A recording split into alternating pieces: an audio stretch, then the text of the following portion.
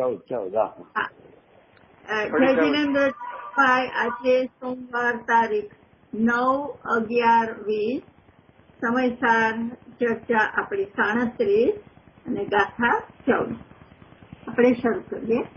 હાજી જય જય ભાનુબેન, જય જય રજનીભાઈ, અને ત્યાં હોય અંકિતભાઈ ને લતાબેન, જય જય.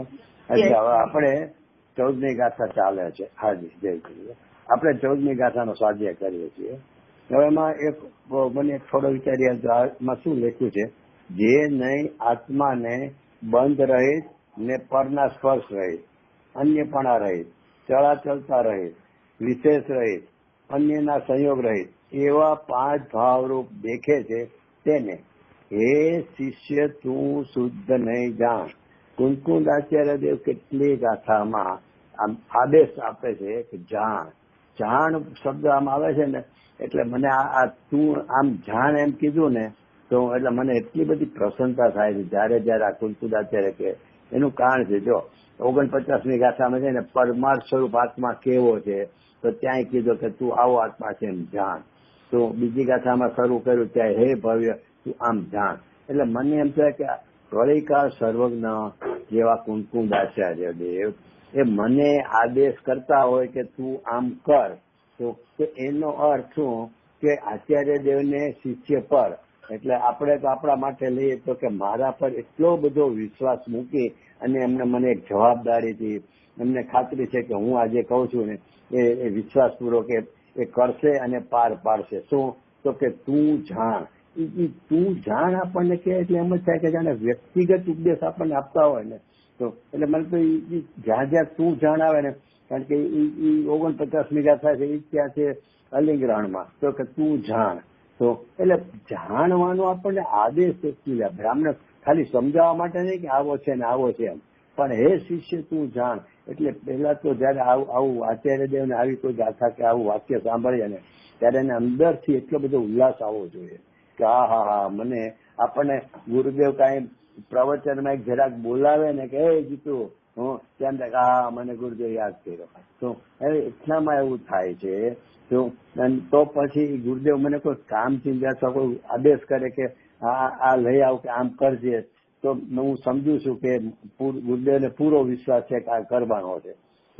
એટલે એમ અહીંયા આચાર્ય દેવ જાણ કે ને ત્યાં એને અંદરથી એટલું બધું મને તો એ વાતથી કાલે બહુ વિચાર આવેલા કે આ તો કેટલા આપણે ધન્ય છીએ કે આવા મોટા આચાર્ય આટલો વિશ્વાસ મૂકીને આપણને કહે છે કે તું જાણ, એટલે તું જાણવાનો છો.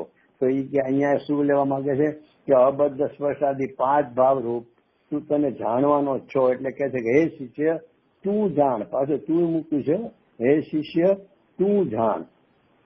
એટલે પણ હવે એમાં એટલું જ છે કે આપણી જવાબદારી બહુ વધી જાય છે. આચાર્યએ જયારે આપણને કીધું કે તું જાણ, એટલે એમના વિશ્વાસને આપણે સાચો તો ઠેરાવવો જ પડશે. એટલે એ જવાબદારી પણ સાથે લેવી પડશે. ખાલી ઉલ્લાસથી કહો હો મને કીધું એમ નહીં.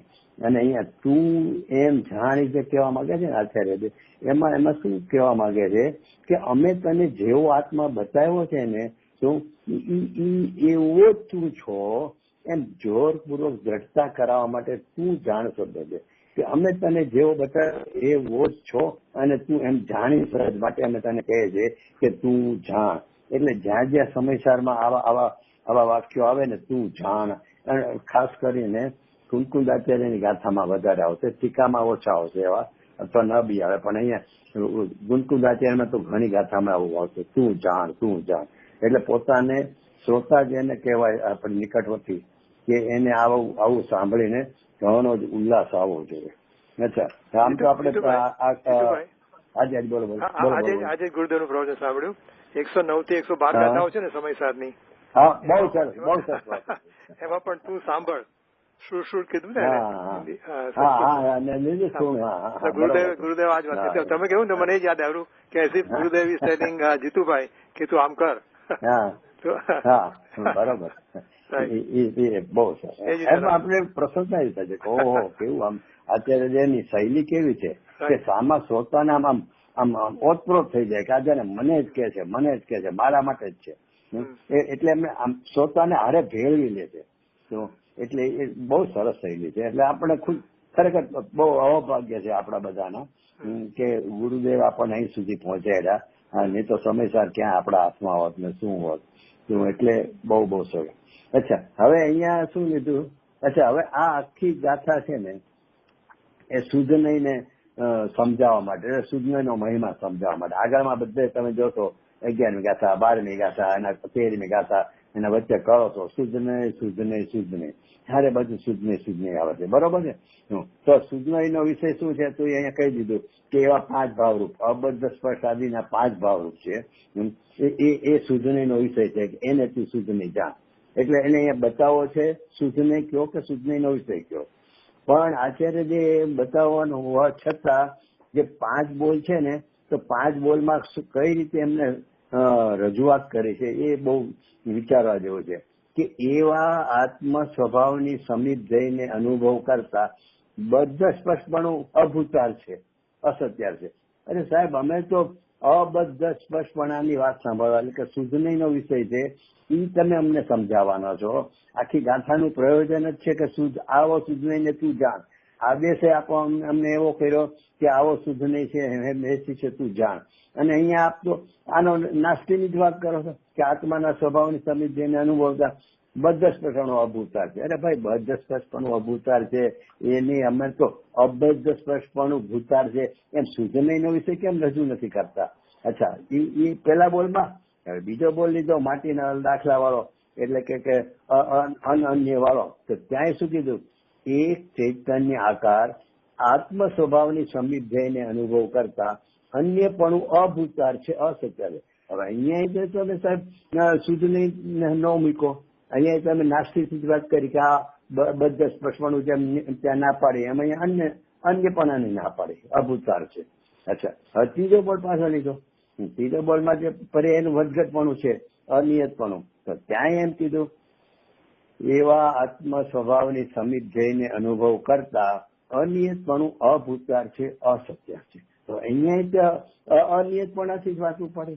તમે સુધનઈનો વિષય બતાવવા માંગો છો, એ વિશે તું સુધનઈ, અને બધે વિષય તમારે આ જ બતાવ્યા કરો કે આ નથી એમ જ કેવા કરો છો. પછી પાછો હજી બાકી રહી ગયું ચોથો બોલ, તો કે આત્મ સ્વભાવની સમીપ જઈને અનુભવ કરતા વિશેષપણું અભૂતાર છે, અસત્ય છે. ક્યાંય એની વાતની જ ના પાડે છે. ક્યાંય દ્વૈત સ્વભાવથી, એટલે કે સુધનઈના વિષયથી રજૂઆત જ નથી કરતા. અને આ નથી એમ જ કેવા કરો. અચ્છા, હવે પાછી 5મો બાકી રહી ગયો, તો કે એવા જીવ સ્વભાવની સમીપ જઈને અનુભવ કરતા સંયુક્તપણું અભૂતાર છે, અસત્યાર છે. ક્યાંય તે અભૂતાર ને અસત્યારપણાની વાત જ કરી. એટલે સુધનઈનો વિષય છે, સુધનઈનો વિષય આવો છે, બદ્ધ સ્પર્શો છે, અનન્યપણું છે કે નિયત છે કે અવિશેષ છે કે અસંયુક્ત છે, એ તો સાહેબ આપણે યાદ જ ન કર્યું. 5 બોલમાં સરવાળો નહીં કાઢ્યો, વચ્ચે સમજાયું કે આ છે ને આ નથી, અવસ્થા દ્રષ્ટિથી આમ છે ને દૈવ દ્રષ્ટિથી આમ છે, આત્મ સ્વભાવની દ્રષ્ટિથી આમ છે, એ બધું સમજાયું. પણ તમે સરવાળો નહીં કાઢ્યો તેનો, તો કે બદ્ધસ્પણું છે ને નથી.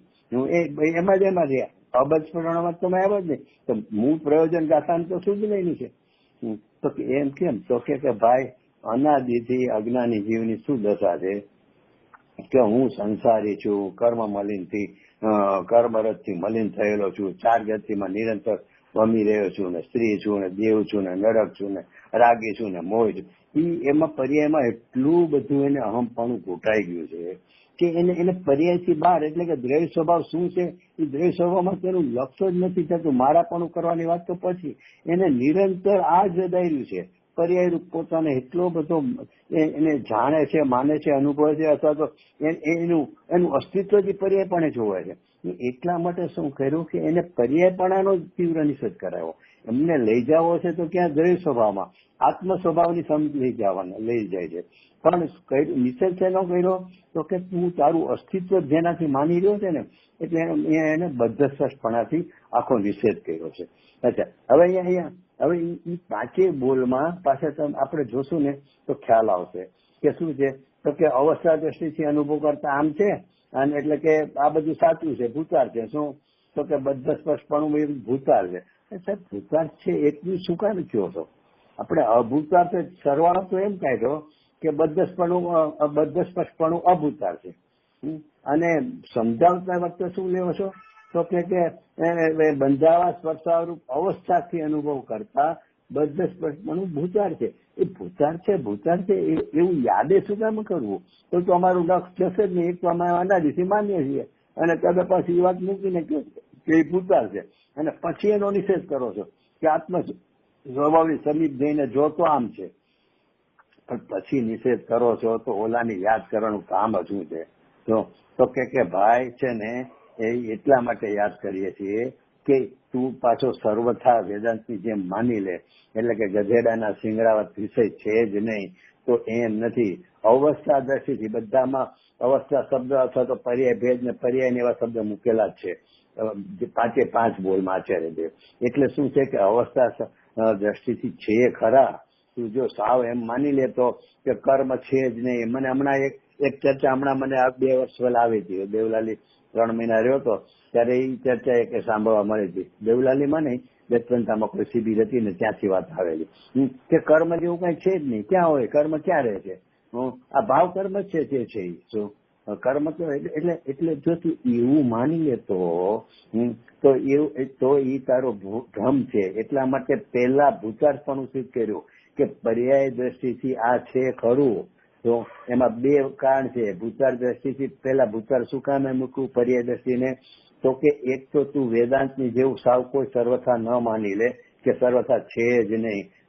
તો કે એમ નથી, એક ઈ સિદ્ધ કરવું છે. અને બીજું, તારો પ્રશ્ન જ ત્યાંથી હતો કે પ્રભુ તમે આવો શુદ્ધ નહીં તું જાણ એમ કુંકુદાચાર્ય દેવ આદેશ અમને કર્યો કે આ 5 ભાવરૂપ અબદ્ધ સ્પર્શના 5 ભાવરૂપ તું છો એમ જાણ. તો અમારો પ્રશ્ન એ છે કે એવો અનુભવ અમને થઈ શકે, એવો અમે જાણી શકીએ? કેમ કે અમને તો બદ્ધ સ્પર્શ આદિ 5 ભાવરૂપનો જ અનુભવ થાય છે.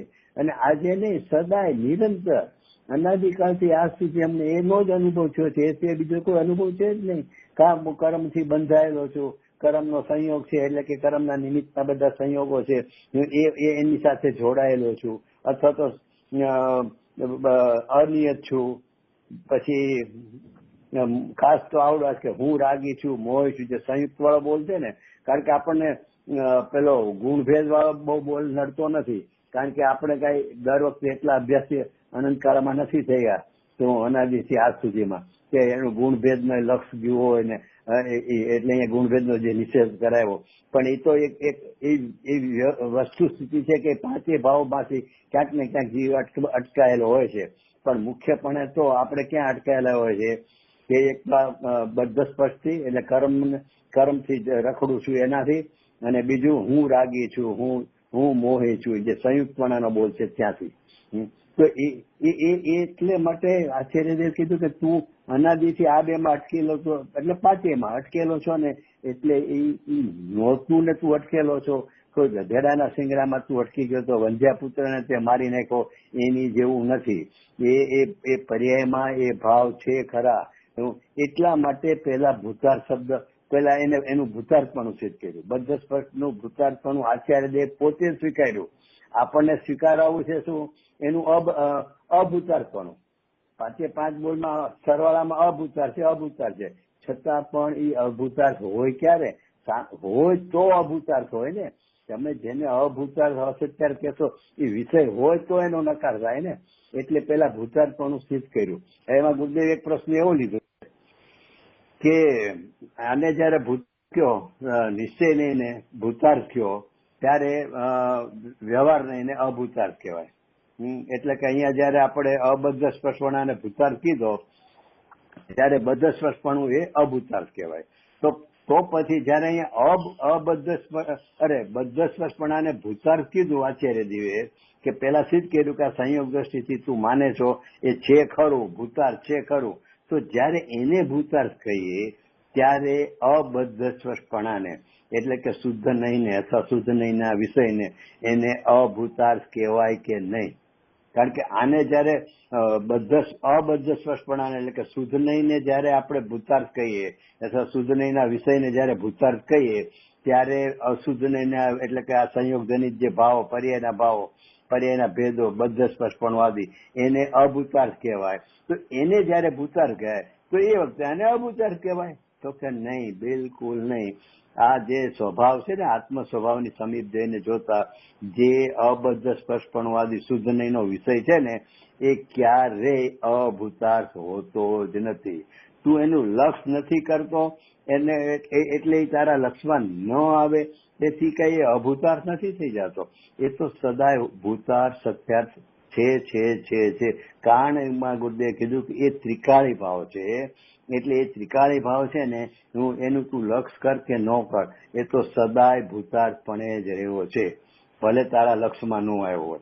અને જયારે બદ્ધ પ્રસાદી જે ભાવો છે ને, એ અભૂતાર્થ કેમ થઈ જાય છે કે તું ત્રિકાળીને લક્ષમાં લેશો ને, ત્યારે જે બદ્ધ પ્રસાદી અને અભૂતાર્થ થઈ જાય છે એટલા માટે કે એ વિનાશિક છે, ક્ષણે પલટાતા ભાવ છે. એટલે એ ટકતા ભાવ નથી, એનું નામ છે અભૂતાર્થ. ત્યાં એ પ્રવચનમાં તો ગુરુદેવે અભૂતાર્થનો અર્થ જ ટકતો નથી એક જ વાત લીધી છે કે અહીંયા ત્રિકાળી ભાવ છે, એ ટકતો છે, ત્રણેય કાળ ટકે છે, માટે એ ભૂતાર છે. અને જે અહીંયા આ જે બદ્ધ પ્રસાદી ભાવો છે એ ટકતા નથી, એનું નામ છે અભૂતાર. એટલે ઈ જયારે અભૂતાર છે ત્યારે તો ત્રિકાળી ભાવ ભૂતાર છે જ, પણ ટકતા ભાવનું લક્ષ નહીં ટકતા ભાવનું લક્ષ તમે કરો છો, એટલે એ રૂપ પોતાને માનો છો, એટલે કે એને ત્યારે ભૂતાર્થપણું આચાર્ય દેવ અહીંયા કીધું બી કરવું. તો એ વખતે એ નહીં ટકતા ભાવમાં પણ તમે અહમપણું કરીને ભૂતાર્થપણે માનો છો સંયોગ દ્રષ્ટિને કારણે, એ વખતે અહીંયા ત્રિકાળી ભાવ તો એવો ને એવો ત્રિકાળ રૂપ જ રહે છે. માટે એ ક્યારેય અભૂતાર્થપણું એને લાગુ પડતું નથી. એમ અહીંયા ખાસ એ વાત ગુરુદેવે લીધી છે.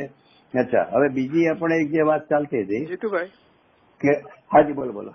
ના, આ તો જસ્ટ કમ્પેરિઝન કરું છું કે આપણે પેલા વાત કરી ને કે પેલા બધી બદ્ધ સ્પષ્ટપણાની વાત કરી, સંયુક્તપણાની વાત કરી, એવું શા માટે કર્યું, પછી લઈ જશે આના ઉપર. એટલે આપણે એને કમ્પેરિઝન કરું છું મનમાં કે કોઈ આપણે જૂના વૈદ પાસે જઈએ અને આપણી નાડી જુએ, એનો કે બોલે નહીં આપણને, પછી એ પોતે જ કે તમને માથાનો દુખાવો છે, તમને કબજિયાત છે, તમને આ બધા છે. એટલે એ રીતે આ જયારે આપણને કે છે આપણે બધા પ્રશ્ન બધું માનીએ છીએ ને, એ રીતે એ આપણા સિમ્ટમ્સ છે બધા ખોટા. હવે એમાં આપણે હેલ્ધી કેમ કરવું, પછી એને આપણે આ બધા સ્પષ્ટ બનાવે છે. એટલે પહેલા આપણને આપણા સિમ્ટમ્સ કહે છે કે આપણે અત્યારે આપણે જે એકત્વ છે આપણું બધા સ્પષ્ટપણા માટે પર્યાય દ્રષ્ટિ છે આપણી, એને પછી આપણે ઓળખી અને પછી દ્રવ્ય દ્રષ્ટિમાં લઈ જાય આપણને.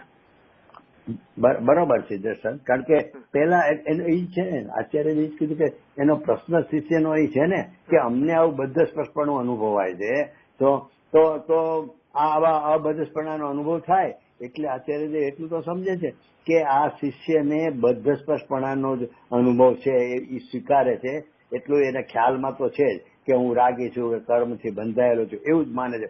એટલે પેલા એને નક્કી કરે કે હા ભાઈ એમ જ છે, તું બદ્ધસ્પર્શપણું માને છે. એટલે તમે કીધું ને કે વૈદ નાડી વૈદ શીખે કે તને આટલો સિમ્ટમ્સ છે તારા રોગના, તો હા સાહેબ મને એ રોગ છે, બરોબર છે. એટલે એને વિશ્વાસ બેસે છે. જો સીધો જ ઉલાડ્યો બીજી જ વાત કરે તો કે ભાઈ મને આવું કઈ છે નહીં ને આ વૈદ શું કીધા કરે, હું મને આ દવા આપશે, ક્યાંક ને ક્યાંક રેવાડ ચાલે. એમ છે કુંકુલાચાર્ય જો પહેલેથી એમ કહી દે ને કે આ અવસ્થામાં જે ભાવો છે એ અભૂતાર્થ છે, એ કઈ છે જ નહીં, હું તારી માન્યતા જૂઠી છે, એમ મૂળમાંથી જ ઉડાડે ને તો એને થાય કે મારો પ્રશ્ન તો છે કે મને આ અનુભવાઈ રહ્યું છે, હું કર્મથી બંધાયેલો છું, મને પ્રત્યક્ષ અનુભવાયેલું છું, પ્રગટ રૂપ અનુભવાયેલું છે. તો પ્રગટ રૂપ અનુભવાયેલું છતાં આ ઉલાડ્યો જ કરું છે જ નહીં. તો કઈ કે ગધેડાના શીંગડા છે અમને અનુભવ થાય છે, શું છે તો ખરું ને. હું એટલે ઉલાળ્યો નહીં કરતા પેલા એને વિશ્વાસ બેસાડ્યો કે હા તું જે માને છો એ છે ખરું. અવસ્થા દ્રષ્ટિથી જોતા, સંયોગ દ્રષ્ટિથી જોતા એ બધું પાંચેય ભાવો બદ્ધ સ્પર્શપણું આદિ છે ખરું. કઈ રીતે? તો આપણને એને એક તમે દ્રષ્ટાંત યાદ કરો કે ઓલી જે પુરુષ કલાકારે રાજકુમારી બને છે અને પછી દર્પણની સામું જોવે છે ને, દર્પણમાં પોતાને કે બરોબર તૈયાર થઈ જાય, તો એ દર્પણની રાજકુમારીને જોતા સામે સ્વાંગ સજીને ઉભેલી જે પુરુષ કલાકાર સ્વાંગ સજીને ઉભેલી જે એ રાજકુમારી છે ને, એ દર્પણની રાજકુમારીને જોતા વિમોહિત થઈ જાય છે. હા આવી સુંદર, મને આવી મળજો. હવે ઓલો કે છે કે જો એ ગમે એમ તો ભલે કલાકાર પુરુષ છે પણ છે તો સ્ત્રીનો સ્વાંગ ને સ્ત્રીનો સ્વાંગ ને, અરે ભાઈ સ્ત્રીનો સ્વાંગ છે, અમે ના નથી પડતા, પણ અમે તને એ સમજાવવા માંગીએ છીએ કે એ જયારે સ્ત્રીના સાંગમાં છે ને એ વખતે પણ દર્પણ વાળી સ્ત્રીને જોવે છે ને ત્યાં એને મને આવી સ્ત્રી હજો એ વિમોહિત થઈ જાય છે. એ શું બતાવે છે કે એ વખતે પણ એ પુરુષ જ છે, નહીં તો એને રાજકુમારીને દર્પણમાં જોતા એના માટે વિમોહિત કેમ થઈ જાય? તો એને સ્ત્રીના સ્વાંગમાં કાંઈ પણ અહીંયા પુરુષમાં કાંઈ ફેર પડ્યો હોય તો એને દર્પણની રાજકુમારીને જોતા જરાય વિચલિતતા ન થાય. આ વિચલિતતા થાય છે એ જેમ બતાવે છે કે સ્ત્રીનો સ્વાંગ ધરીને ઉભેલો કલાકાર પુરુષ એ વખતે સ્ત્રીના સ્વાંગ વખતે પણ ખરેખર શું છે તો કે ખરેખર એ પુરુષ જ છે. એમ અહીંયા છે ને આચાર્ય દેવ કીધું કે તને આ 5 સ્વાંગ છે ને પુરુષનો સ્વભાવ એનો જીતે એટલે જ એને ઓલી રાજકુમારી પ્રત્યે ઈ જેમ બતાવે છે. દર્પણ, હા બરોબર ભાનુભાઈ, દર્પણની રાજકુમારીને જોતા જો સામે ખરેખર સ્ત્રી જ હોય ને તો એને એવું થાય જ નહીં કે આ મને હજો, કારણ કે પોતે સ્ત્રી હોય ને સામે દર્પણમાં સ્ત્રી હોય, ધારો કે બીજી કોઈ સ્ત્રી ઉભી છે દર્પણમાં તો એને એમ થોડું થશે કે આ સ્ત્રી છે એ મને હજો, કઈ તો પોતે સ્ત્રી છે જ, એટલે એને એવો ભાવ જ ન ઉત્પન્ન થાય. જયારે આને કેમ ઉત્પન્ન થયો તો કે ભલે તે તારો સ્વાંગ તો આબેહૂબ રાજકુમારીનો છે, તને કોઈ જોશે ને તો એમ જ થશે કે ઓહો આ રાજકુમારી છે, આવી અમને હોય તો બહુ સારું. એટલે ઈ તો જોનારને તો એમ જ લાગશે કે તું સ્ત્રી જ છો, પણ તું જયારે દર્પણમાં તારું પ્રતિબિંબ જોવે છો અને એ દર્પણની રાજકુમારીને જોતા તને એવો ભાવ કેમ થયો કે આવી મને હજો? ઈ જ એમ બતાવે છે કે એ સ્વાંગ વખતે જ તું પુરુષ છો, પુરુષત્વને હિસાબે જ તને એનું આકર્ષણ થયું. એટલે એનો અર્થ શું થયો કે તું કર્મથી બંધાયેલો છો જયારે કે છો ને હું ત્યારે જ તું મુક્ત છો, નહીં તો બંધાયેલો કોને તો કે કર્મ તો છે પણ બાંધે કોને તો કે સામે એક મુક્ત પદાર્થ છે એને બાંધે ને. તે જે બાંધો એમ માન્યું તો એ કોને બાંધો? મુક્ત એને બાંધો કે બાંધેલાને હું બાંધવાનું હતું? તો કે કર્મથી બંધાયેલો છે એવું જયારે તું માને છો એનો અર્થ જ કે અહીંયા કોઈ અંદર મુક્ત સ્વરૂપ છે એને કર્મ બાંધે છે એવું તે માન્યું. એટલે મુક્ત સ્વરૂપ તો ત્યારે જ છે, ક્યારે તો કે કર્મથી બંધાયેલો તું માને છો ને ત્યારે પણ તું મુક્ત જ છો. એટલે આજે પહેલો બોલ છે ને કર્મથી બંધાયેલો છું ને એનો નિષેધ કરીને કર્મથી મુક્ત છું, એમાં બહુ સરસ એ વાત છે કે ભાવનામાં ભલે એને એમ જ હોય, ભાવનામાં તો એને એમ જ થાય કે હું ક્યારે આ કર્મથી છૂટી, એટલે કે ક્યારે હું મુક્તિ પામું. એટલે એને મુક્ત દશાની, એટલે વર્તમાનમાં સમ્યક દર્શનની, એટલે સમ્યક દર્શન આગળ જતા એને મુક્તિ છે. એટલે એને મુક્તપણાની જ ભાવના હોય. પણ અહીંયા એમ કહે છે કે ભાવના તો એ હશે, હું એ ભાવના ન હોય એવું નહીં બને, પણ તારો અભિપ્રાય શું હોવો જોઈએ તો કે હું કર્મથી બંધાયેલો છું એવી મારી અનાદિની મિથ્યા માન્યતા છે. ખરેખર હું બંધાયેલો છું જ નહીં, કેમ કે જેને બાંધ્યો એ તો મુક્ત હોય તો એને બાંધ્યો હોય. માટે હું વર્તમાનમાં જ પેલી કલાકાર કન્યાની જેમ ડ્રેસિંગ મારું સ્વાંગ મેં ભલે સ્ત્રી જેવો કર્યો હોય પણ એ વખતે હું તો પુરુષ જ છું એમ જે કર્મથી બંધાયેલો મને લાગે છે, સંસારમાં 4 ગતિમાં રખડતો મને દેખાય છે, મિથ્યા દ્રષ્ટિ દેખાય છે, એ વખતે પણ ખરેખર હું, કારણ કે આચાર્ય દેવ એવા આત્માને તું શુદ્ધ નહીં જાણ એમ આદેશ કર્યો. કેવાને તો કે ઈ ક્યારે મોક્ષ થઈ ગયા પછી અથવા તો એનો અભાવ થઈ ગયા પછી, બદ્ધ સ્પર્શાદીનો કર્મનો અભાવ થઈ ગયા પછી તું એને શુદ્ધાત્મા જાણ, આવો શુદ્ધ નહીં જાણ, અબદ્ધ સ્પર્શાદ જાણ, એવું થોડું આચાર્ય દેવ કહેવા માંગે છે. તેમાં કહેવાનું શું રહ્યું તો પછી ભાઈ એ જયારે તું બંધાયેલો છો કર્મથી ત્યારે જ હું કર્મથી મુક્ત છું. એટલે એનો અર્થ એમ થયો કે તારે કર્તૃત્વ રૂપ કોઈ પુરુષાર્થ કરવાનો નથી. કર્તૃત્વ ભાવનામાં તો રહેશે પણ અભિપ્રાયમાં ચિંતન મનનમાં શું એને લેવાનું છે કે હું વર્તમાનમાં જ મુક્ત છું. એ કોણ કે છે પાછું? ધર્મ ધુરંધર યોગેન્દ્ર દેવ થઈ ગયા યોગસારના. એ એમ કે છે કે હે શ્રોતાને સંબોધન કરે છે, એટલે ગુરુદેવ પ્રવચનમાં કહે છે કે શું કે છે, હું પૂર્ણ પરમાત્મા થવાને લાયક છું એમ ચિંતન ન કરો. હું પૂર્ણ પરમાત્મા થવાને લાયક છું એમ ચિંતન ન કરો. ચિંતન કરો નહીં, ન કરો.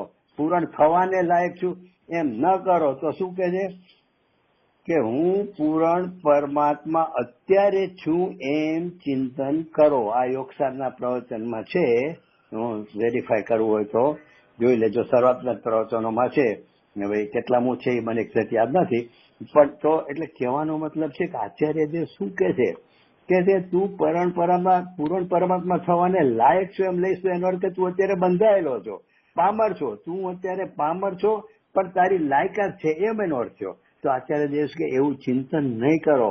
ચિંતન મનન ઘોલન શું કરવાનું છે તો કે હું વર્તમાનમાં પૂરણ પરમાત્મા છું. એ શુદ્ધ નહીંનો જે વિષય છે ને આત્મા, એ ત્રણેય કાળ એવો ને એવો રહે છે. હું એ ક્યારેય એને ભૂતાર્થ ને અભૂતાર્થ, અભૂતાર્થ ને ભૂતાર્થ એવું જે બદ્ધ સ્પર્શાદીમાં એટલે કે વ્યવહાર નહીંના વિષયમાં લાગે છે ને એવું આને ક્યારેય સંભવતું જ નથી. એટલે એનો અર્થ કે હું કોઈ પણ સદાય વર્તમાનમાં અને સદાય હું પરમાત્મા છું એમ ચિંતન કરો. એટલે અહીંયા જે આ બધા પ્રશ્નો બોલ છે ને એમાં એમ જ કહેવા માંગે છે આચાર્ય દેવ કે હું બંધાયેલો છું, હું કર્મથી એ બધું ચિંતન છોડી દો. હું મુક્ત જ છું સદા. હું કહેતા જે હું તત્વ છે ને એ ક્યારે બંધનમાં આવતું જ નથી. કારણ કે એ છે ને શું છે, કર્મથી બંધાવવું અથવા હું રાગી છું, મિથ્યા દ્રષ્ટિ, એ તો દોષરૂપ ભાવ છે. અને જો આત્માને એવો દોષરૂપ થઈ જતો હોય તો એ ક્યારેય નિર્દોષ થઈ જ ન શકે. એટલે એનો અર્થ શું થયો કે અવસ્થા દ્રષ્ટિથી કયો કે સંયોગ દ્રષ્ટિથી કયો, એના ઉપર લક્ષ કરીને જયારે તમે જોશો તો ભલે તને એવો ભ્રમ તો પડી જશે કે હું મિથ્યા દ્રષ્ટિ છું, હું સંસારી છું. એ ભ્રમ શું કામે કે એ એક સમય પૂરતો છે ને એટલા પૂરતું. ખરેખર એનું આયુષ્ય જ નથી, એક સમય પછી એનું અસ્તિત્વ જ નથી. તો પછી એમાં હું પણ કઈ રીતે કરે કે હું આવો છું, હું સંસારી છું, હું બંધાયેલો છું, એ તું એવું અભિપ્રાય કરી કઈ દે શકે જેની હયાતી ક્ષણ પછીની છે. અહીંયા અમારે છે ને ચોમાસામાં જીવડા ઉત્પન્ન થાય, ઝીણા ઝીણા ઝીણા ઝીણા, તો કે એનું આયુષ્ય શું? એ ઉત્પન્ન થાય છે તો રાત્રે થયા હોય લાઇટમાં, હવાના તો એકેય ન હોય, બધા મરી ગયા હોય. એનું આયુષ્ય જ નથી, એનું આયુષ્ય જ નથી. તો એનો શું ભય તને કે આટલા બધા જીવડા થયા છે, હવે ઘરમાં શું થશે? અરે હવારના એકેય નહીં હોય, એની મેરેજ મરી ગયા છે. આપણને કોઈ મારવાનો ભાવ છે એમ નથી કહેતો, પણ કહેવાનો મતલબ છે કે એનું આયુષ્ય જ નથી, એનો ભય શું? એમ અહીંયા કહે છે કે એક સમય પૂરતું જે આ છે હું તો એને એવું ચિંતન ન કરો કે હું પૂરણ પરમાત્મા થવાને લાયક છું, એટલે કે હું પામર છું, એવું ચિંતન ન કરો. હું પૂરણ પરમાત્મા છું. એટલે એ જે અબદ્ધ સ્પષ્ટનો જે બોલ છે ને, એટલે મને એમાંથી તો એટલું બધું એમાં કહે કે એમાં શું છે, આપણી દિનચર્યામાં આને લઈ લેવાય કે કઈ રીતે કે કર્મનો સંબંધ અને યોગ. આમાં ગુરુદેવ શબ્દ એવા ખુલાસા કરે છે કે અબદ્ધ સ્પર્શ, બદ્ધ સ્પર્શ. તો બંધાયેલો અને સ્પર્શમાં શું લેવું તો કે સ્પર્શાયેલો. એટલે ગુરુદેવ બે રીતે લે છે, ક્યારેક શરીરને પદવી લેતા હોય, પણ આમાં મોટે ભાગે મેં જોયું તો કર્મથી બંધાયેલો એટલે એ તો બદ્ધત્વ, અને સ્પષ્ટત્વમાં તો કે એટલે સંબંધ અને સંયોગ. બંધાયેલો બંધ, સમ અને બંધ એટલે બંધ સહિતનો. તો બંધાયેલો અને સંયોગ, સ્પર્શનો અર્થ લીધો સંયોગ. એટલે કે સંયોગ એટલે શું તો કે કર્મના નિમિત્તે જે નો કર્મના સંયોગો બધા થાય છે ને, તો આપણને એમ લાગે કે આ બધા સંયોગ વાળો હું છું, તો હું મોટો શેઠિયો છું, કે હું શરીર વાળો છું, કે જે કઈ પ્રકાર હોય દિનચર્યાના. તો કે અહીંયા શું કહેવા માંગે છે, આપણે દિનચર્યામાં શું આને લેવું જોઈએ કે આપણે દિનચર્યામાં એ લેવાનું છે કે આજે જેટલા કોઈ પ્રસંગો બને છે એટલે કે સંયોગોના નિમિત્તે શુભ ને અશુભ, શુભ ને અશુભ. હવે આપણે એટલા બધા જાગૃત થઈ ગયા છે કે શુભ અશુભ નો તો આપણને આખા દિવસની દિનચર્યામાં આખે દિવસની આપણને ઈ ભેદ તો પકડાશે. એમાં સાવધાની રહેશે કે બંને એટલું આપણે અશુભથી પાછા ખસી અને શુભના ઓલામાં રહીએ, સ્વાધ્યાય કરીએ, મંદિરે જઈએ, પૂજા કરીએ. એટલે શુભમાં તો આપણે જાગૃત રહીએ છીએ, અશુભમાં જાગૃત રહીએ છીએ કે અશુભ ન કરીએ. પણ ક્યારેય આપણે અભિપ્રાયની બાબતમાં જાગૃત રહીએ છીએ ખરા? તો કે કઈ રીતે તો કે દાખલા તરીકે આપણે અંકિતભાઈ જ વાત થઈ હતી, પેલી થાળી ખસેડવાની કે પૂજાની થાળીને આમને એમ ખસેડે તો ઉચકીને લેવી જોવે, અથવા તો છીબું દૂધ ગરમ થતું હોય તો છીબું ઢાંકવું જોવે, અથવા સાકર પડી ગઈ તો લઈ લેવી જોઈએ. તો એ બધામાં તો આપણે જાગૃત રહીએ છીએ.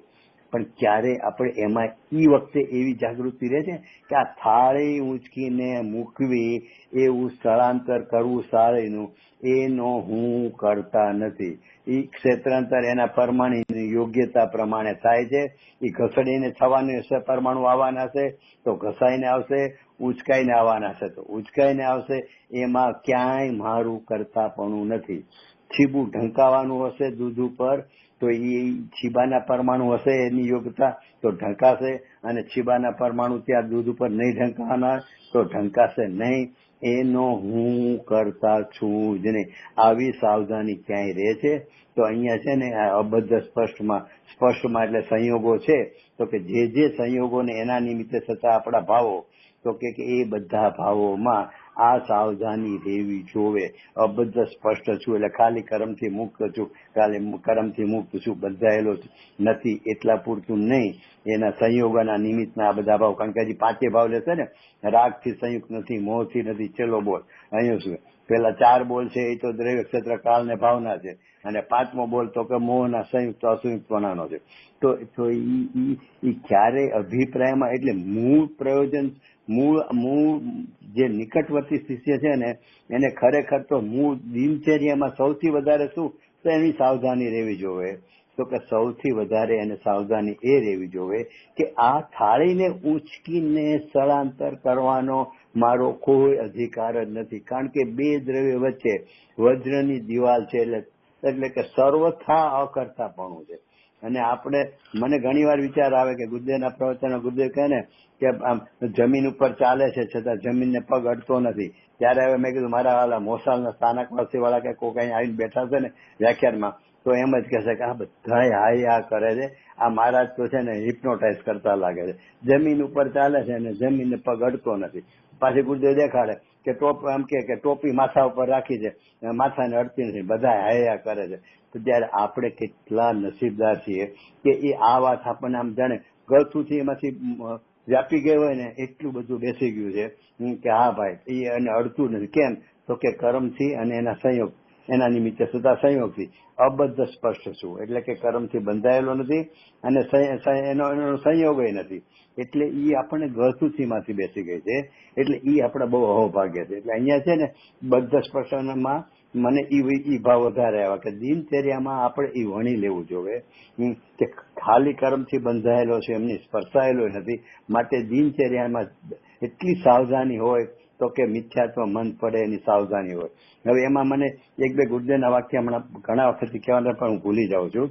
ગુરુદેવ છે ને કળશ ટીકા જયારે ચાલતું હતું ને પ્રવચન, એ બપોરનો ટાઈમ હતો, અને હમણાં વચ્ચે અમે 1 વર્ષ પહેલા પ્રવચન એ ચાલતા હતા ને અહીંયા લગભગ બપોરે જ કળશ ટીકા ચાલે છે, અત્યારે બપોરે ચાલે છે. એટલે બપોરના પ્રવચનમાં ગુરુદેવનું આવ્યું કે અત્યારે આટલી ગરમી છે શું, અને આ ગરમીમાં આટલો પરસો થાય, આ પ્રવચન એમાં એક હવાની એક પાતળી લહેરખી આવે ને તો એવી ઠંડક થાય ને એમ થાય હાસ.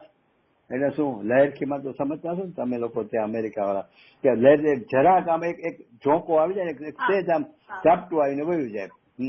હા, તો ઈ એમ કે અહીંયા ગરમી એટલી થઈ હોય, પરસેવો હોય, અને એમાં એક જરાક હવાનું એક ઝાપટું આવે ને તો ઠંડક થાય, તો એમ થઈ જાય કે હાસ. ગુરુદેવ કે એ મિથ્યાત્વ છે. એટલે મને તો એટલું બધું લાગી આવ્યું, મેં કે શું વાત ગુરુદેવ, અરે આખો દિવસ અમારી તો આ જ દશા છે.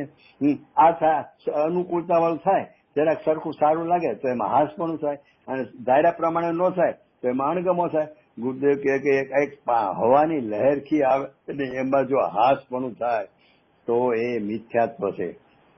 તો એનું કારણ શું? એ મિથ્યાત્વ છે એનું કારણ. એવું ગુરુદેવ કેમ કીધું? તો કે આખો બંધ અધિકાર એના માટે કીધો છે કે પરથી સુખી દુઃખી પણ હું, અને પરને હું સુખી દુઃખી કરું, પર મને સુખી દુઃખી કરે. એટલે હવાની લહેરખી આવી એને મને સુખી કર્યો. હું હાસ એટલે એક તો પરગ્રહમાં સુખ બુદ્ધિ અને એનું કરતાપણું પરનું, કે પર અહીંયા મને અનુકૂળ થયું એટલે હું સુખી. એટલે ગુરુદેવે કીધું એ મિથ્યાત્વ છે. એટલે મને તો ઈ જયારે વાત આવી ને ત્યારે તો એ મને એટલી બધી આમ મગજમાં ઘૂસી ગઈ કે મેં અરે આટલી ઝીણી વાત ગુરુદેવ પકડીને કહેતા હોય કે આ મિથ્યાત્વ છે, તો અહીંયા તો બાઘડા જેવા જ મિથ્યાત્વ દિનચર્યામાં વર્તે છે, તો ઈ સાવધાની રાખવાની છે. એટલે મને પછી છે ને એક સમાધાન એક વાતનું એ થઈ ગયું કે બેનશ્રીની આગળ છે ને બધા પ્રશ્ન પૂછતા હતા મોટા ભાગના, કે અમે આટલું ગુરુદેવનું કરીએ છીએ, બરોબર ગુરુદેવ પ્રમાણે કરીએ છીએ, પણ અમને થતું કેમ નથી, કાર્ય કેમ આવતું નથી. એટલે મને હવે આ બોલ ઉપરથી તો બહુ બેસી ગયું કે ભાઈ દિનચર્યામાં તો તું મિથ્યાત્વને જ ગાઢ કરે છો, કારણ કે પરદેહથી સુખી છું, પરદેહથી દુઃખી છું. એક જરાક હવાનું લહેર ખોવાયું તો કે હા હું એટલે એનો અર્થ કે તું તારામાં તો કઈ સુખ છે જ નહીં, અને સુખ આવે છે પરથી આવે છે. તો એટલે આ મિથ્યાત્વ તું ઘૂંટા કરે છે. પછી કે હું આખો દિવસ ગુરુદેવ પ્રમાણે આટલા વર્ષોથી કરું છું તો પણ અમને સમ્યક દર્શન કેમ થતું નથી. તો કે ભાઈ મિથ્યાત્વ ઘૂંટતા સમ્યક દર્શન થોડું થાય. તો એનો અર્થ કે મિથ્યાત્વ મન પડે એટલી સાવધાની તો એની હોવી જોઈએ. એ મને ઈ બોલ ઉપરથી દીધું. અને પછી પાછું એક પ્રવચનમાં ગુરુદેવે એ લીધું કે એ દિવસમાં ને ઘણા દિવસ પછીમાં, અને એ લગભગ સમય સારના 15મી વારમાં લગભગ આવ્યું હતું. તો કે ગુરુદેવ કહે છે કે જીવને અનુકૂળતામાં પ્રસન્નતા થાય અને પ્રતિકૂળતામાં ખેદાઈ જાય એ મિથ્યાત્વ છે. ત્યાં ગુરુદેવ મિથ્યાત્વની વ્યાખ્યા કરી. ઓલામાં તો દાખલાથી આપ્યું કે પવનનું લહેરખી આવી, એટલે એ તો દ્રષ્ટાંત વાળી વાત કરી. અહીંયા સમુચય વાત કરી કે જીવને અનુકૂળતામાં જે મીઠાશ બુદ્ધિ વર્તે છે, પ્રસન્નતા થાય છે, અને પ્રતિકૂળતામાં નકાર આવે છે, ખેદાઈ જાય છે. તો કે એ છે ને મિથ્યાત્વ છે. એટલે એનો અર્થ શું થયો? તો કે લોકના પ્રદેશો કેટલા? તો કે અસંખ્યાતા. તો આંગળીના એક રેઢો છે ને એમાં અસંખ્યાત પ્રદેશ છે, તો ઓલામાં અસંખ્યાત પ્રદેશ છે. તો બેમાં ફેર તો કે અસંખ્યાતના એટલા બધા ભેદ છે. કદાચ 21 છે એવો મને ખ્યાલ છે, પણ હવે તો ઈ તો આ લોકો ગણતરી વાળાનો કર્ણાનો વાળાનો વિષય છે. પણ એ અસંખ્યાતનો જે મોટો ભાગ છે ને ઈ છે લોકના પ્રદેશો અસંખ્યાતના. તો એ જેટલા પ્રદેશો છે લોકના અસંખ્યાતા, એટલા તો વિકલ્પો છે, અને અજ્ઞાનીના એટલા વિકલ્પો છે ને એટલા મિથ્યાત્વ છે, જે નિયમ નાટક સમીસારમાં લીધું. તો એનો અર્થ શું થયો કે જે કોઈ આપણને વિકલ્પ પૂછે છે ને એમાં આપણે પ્રયત્નપૂર્વક બેનશ્રીએ કીધું ને એ સાવધાની રાખવી જ પડશે, તો તે આપણને છે ને મિથ્યાત્વ મંદ પડશે. એટલે મને તો વિચાર આવ્યો કે જ્યારથી હું સમજણો થયો ત્યારથી લઈને આજ 74 ચાલે છે ત્યાં સુધી મને દરેક વખતે અનુકૂળતામાં ખુશી થવાનું, અને ધાર્યા પ્રમાણે ન થાય અથવા કોઈ સામોજી ધાર્યા પ્રમાણે ન વર્તે તો પ્રતિકૂળતામાં ખેદાઈ જવાનું. તો આ તો મેં કીધું મારું આખો ભવ જ આમ જ છે. તો એટલે ગુરુદેવ કહે છે કે ભાઈ આ છે ને આ સાવધાની રાખવાની છે. શુભ ને અશુભમાં ભેદ, એ ભેદનું જ્ઞાન કરવાનો નિષેધ નથી, અને જેને મિથ્યાત્વને મંદ કરવાની સાવધાની છે ને એને શુભ ને અશુભના ભેદનું જ્ઞાન ન હોય એવું તો બને જ નહીં. એટલે એવું નહીં માનું કે અહીંયા સ્વચ્છંદ થાળી ઊંચકી કે ન ઊંચકી કાંઈ વાંધો નહીં ની વાત નથી. એને ભાવમાં તો ઈ જ હશે સાવધાનીનો, શુભ ને અશુભની સાવધાનીનો, કારણ કે ઈ શુભ ને અશુભનો આચરણનો તો ભેદ ઈ સમજે છે, એટલે ઈ તો એની સાવચેતી હશે. પણ મૂળ સાવધાની શેની છે રાખવાની છે? તો કે આનો હું કરતા નથી, એટલે મિથ્યાત્વને મંદ પાડવાની સાવધાની. એટલે મિથ્યાત્વના મંદના પ્રકારમાં ગુરુદેવે આ બે વાત લીધી. એ મને જરા વિશેષ લાગે. આમ સામાન્ય તો આપણે લઈએ છીએ કે લોકમાં જેટલા અસંખ્ય પ્રદેશ છે એટલા મિથ્યાત્વ છે ને બધું, પણ અહીંયા ગુરુદેવે જે બે દ્રષ્ટાંત આપીને કીધું ને કે એક તો અનુકૂળતામાં આ અને પ્રતિકૂળતામાં ખેદાઈ જાય, અને ઓલો આનો દાખલો આપ્યો પવનનો કે જરાક આમ પવન આવે ત્યાં ખુશી થઈ જાય છે. તો એ પણ મને એમ થયું કે આ બે દ્રષ્ટાંતથી એટલું બધું મને પ્રસન્નતા થઈ. અચ્છા, હવે એક બીજો વિચાર આવ્યો હતો મને કે અહીંયા જેમ કીધું ને ધર્મ ધુરંધર યોગી ઇન્દ્રદેવે કે હું પૂરણ પરાક્રમ થવાને લાયક જ છું. તો આપણી દશા શું છે? આ બધું આટલું બધું કરીએ છીએ તો ઊંડે આપણને એક ભય રહે છે. તો કે ના હજી હું સંસારી તો છું, હજી હું મિથ્યા દ્રષ્ટિ તો છું. સાવ પછી ભલે એક સિદ્ધાંતિક વાત છે, આચાર્ય દેવ કહે છે બરોબર સિદ્ધાંતની વાત કે તું આવો આત્માને જાણ, પણ ઓલો છે એ પોતે કે છે આચાર્ય દેવ કે ભૂતાર છે, અવસ્થા દ્રષ્ટિથી જોઈએ તો ભૂતાર છે. કોણ? તો કે બધા સ્પર્શપણું અથવા રાગી છું, દ્વેષી છું, મોહી છું, એ બધું છે પર્યાય દ્રષ્ટિમાં, પર્યાય મારી જ છે. એમ એને ઊંડે ઊંડે રહે છે. તો મને વિચાર આવ્યો કે સાંધ્યા મંદિરની દિવાલોમાં જે મોટા મોટા બેનરો પેઇન્ટિંગ કરેલા છે ને, એમાં એક બોલે છે ભાઈને, તો રજનીભાઈને ખ્યાલ હશે કે પૂર્ણતાને લક્ષ્ય શરૂઆત. એટલે પૂર્ણતાને લક્ષ્ય શરૂઆત ને આપણે આખો દિવસ શું માનીએ છીએ? પોતાને અપૂર્ણ, અશુદ્ધ. તો એટલા માટે કહે છે. અને સોગાનીજીએ શું કીધું કે મેં સ્વયં ભગવાન હોના ભી ક્યાં. તો બેન કે સ્વાંગ જ નથી આત્માને. તો એ કેમ મુખ્ય નથી થતું? એટલે હું તો આ જે બોલ પાંચે બોલ છે ને, એ તો એ શબ્દો સિદ્ધાંતિક છે. અબદ્ધ સ્પષ્ટપણું, આત્માને જાણ, એ શબ્દો તો સિદ્ધાંતિક છે. આપણે એમાંથી દિનચર્યામાં એટલું બધી સાવધાનીપૂર્વક એનો ભાવ પકડવાનો છે. એટલે કે એ ભાવનું એ પોતે એને જાગૃતિપૂર્વક એ ભાવને મુખ્ય રાખવાનો છે. કે આમાં બધામાં ક્યાં હું કરતા પણ તો મિથ્યાત્વને દ્રઢતો નથી કરતો ને મને તો એટલું બધું બેસી ગયું છે કે સમસ્યામાં ગુરુદેવ કહે ને અનંતવાર જઈને આવ્યો, કોરો રહ્યો, હજી નથી પામ્યો. એનું કારણ જ લાગે છે. કારણ કે તત્વની તો ઊંચી વાત આટલી બધી ગુરુદેવ જે કહે છે એ કુંદકુંદાચાર્યમાંથી કીધી. કુંદકુંદાચાર્ય તો ભગવાન આગળ જઈને આવ્યા પછી આ લખ્યું છે. એટલે ભગવાન આગળ તો આ વાત ચાલે જ છે. તો અનંતવાર કેમ કોરો રહી ગયો? તો કે આ જે મિથ્યાત્વ મન છે ને, એ મિથ્યાત્વનો મંદ પડવાનો જે સાવધાની હોવી જોઈએ ને, એ સાવધાની આપણી નથી. હવે એમાંય પાછો વિચાર આવ્યો કે એમાંય બે પ્રકાર છે. એક આમાં કઈ એવું જ ન લેજો કે આમ જ હોય. કારણ કે બે પ્રકાર હોય છે. જે રીતે ચક્રવર્તી, ભરત ચક્રવર્તીએ ચારિત્ર કેટલું પાલન કર્યું? તો કે હવારે લીધી ને હાના તો કેવો જ્ઞાન પામી છે, બરોબર. અને એમના પિતાશ્રી તો કે એમને 1000 વર્ષ સુધી એને ચારિત્રનું પાલન કર્યું. તો બે પ્રકાર છે ને. એટલે એને નવની રશ્મિકામાં બે પ્રકાર લીધા નહીં કે એક તો જ્ઞાન વડે, ભાવ શુદ્ધ જ્ઞાન વડે સીધો આત્માને જાણે કે આ આત્મા, અને એક છે દ્રવ્ય શુદ્ધના અવલંબન વડે, એટલે કે એને સ્ટેપ પડ્યું એને અવલંબન વડે. એટલે છે ને આપણામાં બે પ્રકાર છે કે એક તો ધીમે ધીમે, એટલે કે દિનચર્યામાં મિથ્યાત્વને મંદ પાડતું, એટલી સાવધાનીપૂર્વક મિથ્યાત્વને દ્રઢ જરાય ન થવા દે. એટલે એની મંદતા એટલે જેને બેનશ્રી કહે છે કે પ્રયત્નપૂર્વક વેદના એ પૂર્વક સમ્યક દર્શન પામે. અને એક એવો છે કે હજી એવું નહીં, સીધો તત્વની વાત સાંભળે તો જેમ ન્યાલભાઈની જેમ એક રાતમાં તો કે સીધા, એટલે એ સીધો પામે. એટલે કે એટલો ઉગ્ર પુરુષાર્થ હોય અને એ ઉગ્ર પુરુષાર્થથી પણ પામે. એટલે એકાંત એવું નથી કે મિથ્યાત્વને મંત્રાની સાવધાની દિનચર્યામાં રેખા કરે અને આખી જિંદગી એમ જ કરે, એવું જરૂરી નથી. કારણ કે બંને પ્રકાર છે. પણ આપણી કેપેસિટી આપણે જોવાની છે. શું આપણી કેપેસિટી? કે ભાઈ આપણે એટલો તીવ્ર, સોગાનીજી કે ગુરુદેવ બેસિક બધા તીવ્ર પુરુષાર્થ આપણે નથી ઉપડતો, તો આપણે શું કરવાનું? કે તીવ્ર પુરુષાર્થ નથી ઉપડતો તો કમસે કમ આપણી દિનચર્યામાં મિથ્યાત્વ દ્રઢ ન થાય એટલી તો સાવધાની આપણી હોવી જોઈએ છે ને. તો એટલે આપણે એ બીજા પ્રકારમાં આવીએ તો બીજો પ્રકાર લેવાનો, અને જે દિવસે આપણો તીવ્ર પુરુષાર્થ ઉપડે તો પેલા પ્રકારમાં વહી જવાનું. એમાં કઈ નિયમ નથી કે આનેથી સમ્યક દર્શન થાય ને આનેથી ન થાય.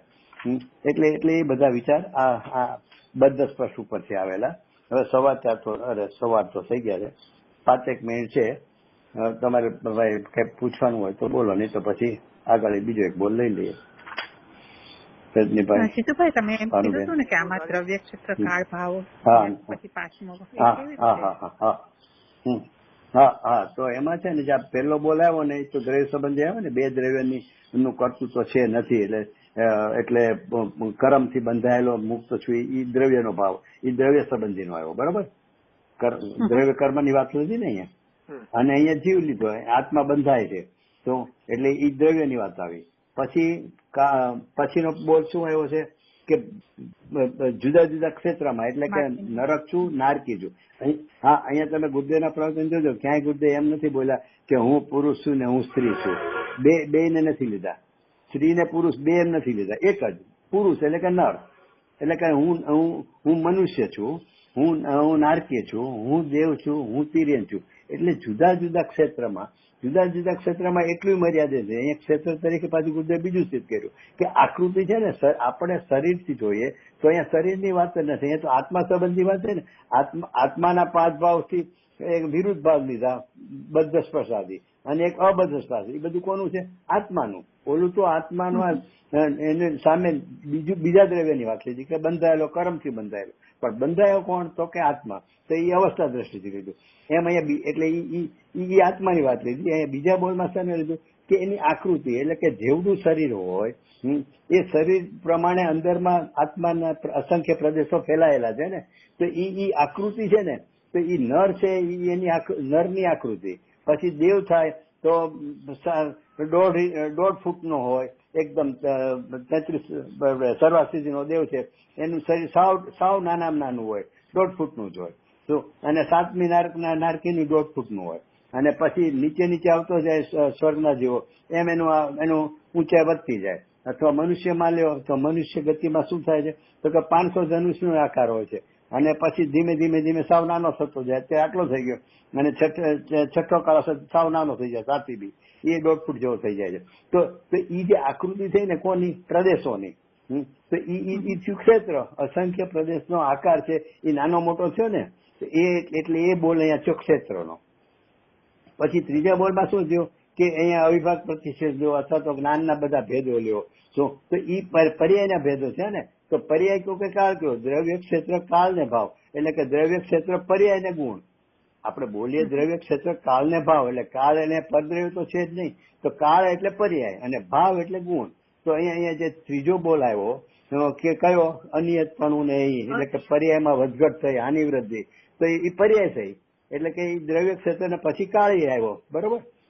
પછી ચોથા બોલમાં તો કે સુવર્ણના ગુણ ભેદ લીધા, તો એ ભાવ થયો. ચિકાસ ગુણ આ ભેદ વિશેષ રૂપ છે ને નથી ની વાત લીધી, તો એ શેની વાત આવી કે ગુણભેદ ની વાત આવી, એટલે એ થયો ભાવ. એટલે દ્રવ્ય ક્ષેત્ર કાળ ને ભાવ. અને પાંચમો જે બોલાયો એમાં આવશે કે હું મોહી છું, રાગી છું, સંસારી છું. મોહ સાથે સંયુક્તપણું લીધું ને અહીંયા. તો એ પાંચમો બોલ મોહનો લીધો. એટલે 4 લીધા દ્રવ્ય ક્ષેત્ર કાળ ભાવ, અને પાંચમો બોલ લીધો મોહ. એટલે એમ કરીને છે ને જીવને દ્રવ્ય ક્ષેત્ર કાળ ભાવથી એને અવસ્થાના જે દ્રવ્ય ક્ષેત્ર કાળ ભાવમાં એ પોતાને જે રીતે માને છે એ રૂપે તું નથી, એ અભૂતાર છે. અને તું તો કે તું એવા જે ભાવ માને છો દ્રવ્ય ક્ષેત્ર કાળ ભાવ વાળા અહીંયા જે એનાથી રહી તું અબદ્ધ સ્પર્શાદી એવા ભાવે ભૂતાર છો, એવો શુદ્ધ નહીંનો વિષય છે. એટલે કે નહીં એવા આત્માને એવો દેખે છે. અહીંયા શું છે? આત્માને દેખે છે એને શુદ્ધ નહીં જાણ કીધું. તો આત્માને કેવો દેખે છે એ નહીં, તો કે એને આવો દેખે છે. કે આવો દેખે છે એટલે જે દ્રવ્ય ક્ષેત્ર કાળા ભાવમાં જે 4 પ્રકાર અવસ્થા વાળા હતા એવો નથી, એવો એને દેખે છે. અને પાંચમાનો તો ખરેખર છે ને, મને તો આ 4 બોલમાં એક અબદ્ધ સ્પર્શ અને એક આ મોહ વાળો એ બહુ જ અપીલ કરે છે. કારણ કે આખો આપણું મૂળ છે ને એ મોહમાં જ પડ્યું છે. મોહ કયો, મિથ્યાત્વ કયો, રાગદ્વેષ કયો, એ વાળો જ પોતાને જે માને છે એ અનાદિથી એનું જોર છે. કારણ કે આપણે ગુણભેદનો કઈ દર વખતે એવો વિચાર આવતો હોય કે હું ગુણભેદ વાળો છું, કે હું જ્ઞાન તે હું કેવા ભેદ પાડીને વિચારતો હોય કે માનતો હોય, દર વખતે જરૂરી નથી. પણ મોહ વાળો તો હું શરીર વાળો છું, હું પરદ્રવ્ય વાળો છું, હું રાગ વાળો છું, એવું તો એને ધારા પ્રવાહે ચાલતું જ હોય છે. એટલે એ બોલ પાંચમો બહુ જ મનન કરવા જેવો છે કે હું વર્તમાનમાં મોહ વાળો નથી, એટલે કે વર્તમાન પર્યાયમાં રાગ રહિત ભગવાન આત્મા છું, અથવા વર્તમાનમાં મિથ્યાત્વ રહિત ભગવાન આત્મા છું. એ પાંચમા બોલમાં આપણને નક્કી કરવા માંગે છે. એટલે એ પાંચમો બોલ તો છે ને બહુ જ જેને કહે ને ઊંડાણથી એનો તાગ લેવા જેવો છે. તો ત્યાં સુધી પહોંચવા જેવું છે. ચાલો ઠીક છે, પૂરું કરશું બેન. ગુરુદેવ એમ જ કે છે કે તું પરમાત્મા છો એમ નક્કી કર. હા બસ ઈ જ ગુરુદેવ નો સરવાળો છે ને તત્વજ્ઞાન નો. હા ઈ જ છે કે તું પરમાત્મા છો એમ નક્કી કર. બસ પણ એમાંય ધ્યાન રાખવું, જેમ કે છે ને કે એ ગુરુદેવના વચન, ચલો હું બહુ એટલો સ્થૂળ દાખલો આપીને વધારે ઓલું નથી કરું, આ મોગમ તમને કહી દઉં કે તું પરમાત્મા છો એમ નક્કી કર, તું પરમાત્મા છો એમ નક્કી કર. એ ગુરુદેવનું વાક્ય છે. અને આપણે ચારે બાજુ લખતા એમ થઈ ગયા છે, બેનરો બનાવે ત્યાં તું પરમાત્મા છો એમ નક્કી કર, તું પરમાત્મા છો એમ અનુભવ કર, તું પરમાત્મા છો એમ નિર્ણય કર. એ સિદ્ધાંત સાચો છે, પણ એ ગુરુદેવનું સેન્ટન્સ નથી. ગુરુદેવનું સેન્ટન્સ યોગસા 9મી વાર તમારા અક્ષરશમાં જોઈ લેજો. અડધો કલાક પછી 29 મિનિટ પછી આવશે કે તું પરમાત્મા છું એમ નક્કી કર. અને અમારે રોજ તમારે ત્યાં તે કદાચ પ્રવચન થયા પહેલા શરૂ થયા પહેલા આવતું હશે, તો એમાં ગુરુદેવ બોલે છે લાખો કરોડો દેવની હાજરીમાં સમોસામાં કીધું તું પરમાત્મા છે એમ નક્કી કર, તું પરમાત્મા છે એમ નક્કી કર. 2 વાર નક્કી કરવાનું કીધું. અને આજકાલ તો હવે અમારે ત્રીજું બી ચાલ્યું છે કે ગુરુદેવનો ફોટો હોય અને એની ઉપર એમ લખાય છે કે હું પરમાત્મા છું એમ નક્કી કર, હું પરમાત્મા છું એમ નિર્ણય કર, હું પરમાત્મા છું એમ અનુભવ કર. એટલે એ કોણ કે છે? તો કે ગુરુદેવ. એટલે આપણે ત્યાં કોઈ સ્થાનકવાસી આવ્યા હોય ને એમ કે તમે તો કપડાવાળાને સાધુ નથી માનતા, અને આ તમારા ગુરુ તો એમ કે છે કે હું પરમાત્મા છું એમ નક્કી કર. એટલે આપણને ગુરુદેવ એમ કે છે કે હું પરમાત્મા છું એમ નક્કી કર. આવું ગુરુદેવ કોઈ દી કીધું છે? તો આવું લખવા મળે. એટલે કહેવાનો મતલબ છે ને કે ગુરુદેવનું ટેપ છે ને એ જબરદસ્ત સાધન છે, એને બરોબર ફોલોઅપ કરવું. કારણ કે આવું બધું તો કાળ દોષે થયા જ કરશે. હવે ભક્તિ ઉછળતી હોય ને એમ થાય કે નક્કી કરે એમ કીધું લાવો આપણે 3 વસ્તુ મૂકી દઈએ, કારણ કે નિર્ણય કરવાનો છે ને અનુભવે કરવાનો. એટલે ગુરુદેવ ભલે 2 વાર નક્કી કીધું પણ આપણે એને 3 કરી નાખીએ. હવે ત્રીજો એમ કે છે કે કોકને હું કામે કરવું, હું આવો છું. કારણ કે ગુરુદેવને કેવું તો છે ને કે તું પરમાત્મા છો એમ નક્કી કર. એટલે એ કોને કે છે? આપણને કહે છે તું કીધું, પણ નક્કી તો આપણે પોતાના માટે કરવાનું. તો આપણે વાક્ય સુધારી નાખો, હું પરમાત્મા છું એમ કહે. ભાઈ એવું ન હોય.